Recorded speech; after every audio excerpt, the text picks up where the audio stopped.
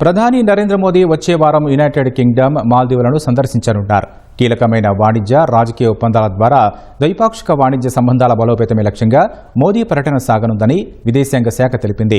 తొలుత జూలై 23, 24 తేదీల్లో యూకేలో పర్యటించనున్న మోదీ అక్కడ భారత యూకే స్వేచ్ఛా వాణిజ్య ఒప్పందంపై సంతకం చేయనున్నారు. ఈ ఒప్పందం వల్ల యూకేకి ఎగుమతయ్యే 99% భారతీయ వస్తువులపై సుంకాలు తగ్గుతాయి. విస్కీ, కార్ల వంటి బ్రిటిష్ వస్తువులు భారత్కు దిగుమతవ్వడం సులభతరం కానుంది. వాణిజ్య, ఆర్థిక, వ్యూహాత్మక, భద్రతా భాగస్వామ్యాల బలోపేతమే లక్ష్యంగా 3 ఏళ్ల నుంచి ఇరు దేశాల మధ్య ఎఫ్టీఓపై చర్చలు జరిగాయి. ఇక జూలై 25, 26 తేదీల్లో మాల్దీవుల్లో పర్యటించనున్న మోదీ 60వ నేషనల్ డే వేడుకల్లో ముఖ్య అతిథిగా పాల్గొంటారు.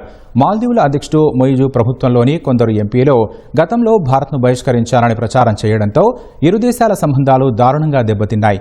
భారతీయులు మాల్దీవులను బాయ్కాట్ చేయగా అక్కడి పర్యాటకం కుదేలైంది. వెంటనే నష్ట నివారణ చర్యలు చేపట్టిన మొయిజు గతేడాది భారత్లో పర్యటించారు.